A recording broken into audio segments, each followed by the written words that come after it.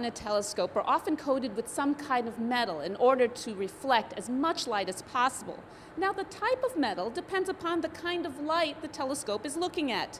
The James Webb Space Telescope is looking at infrared light, and for that, gold is the ideal choice. To find out how the gold is put onto the mirrors of the James Webb Space Telescope, we're here at Quantum Coating in Moorestown, New Jersey.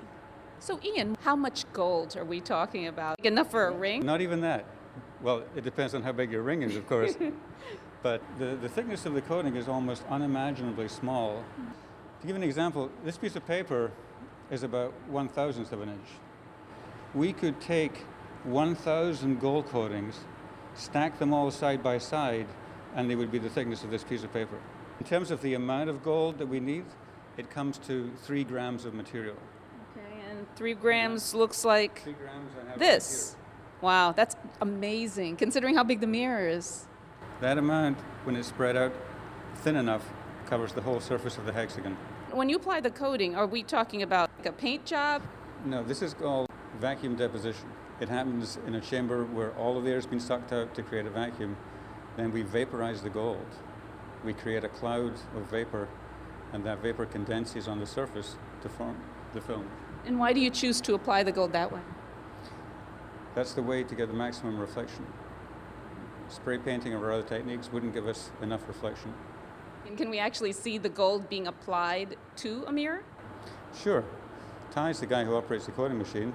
He'd be happy to show you how that works. Hey, Ty. Hey, how you doing, Mary?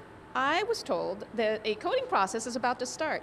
Sure, we're about to start the coating soon. Can we tag along? Sure.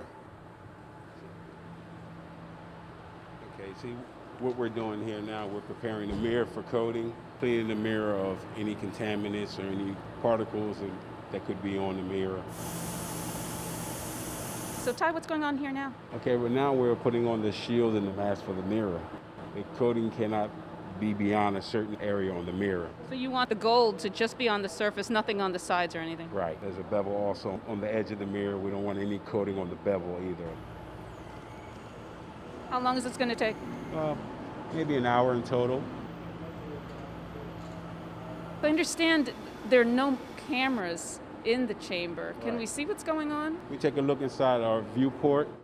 We see the part rotating and we can see the glow disperse right now.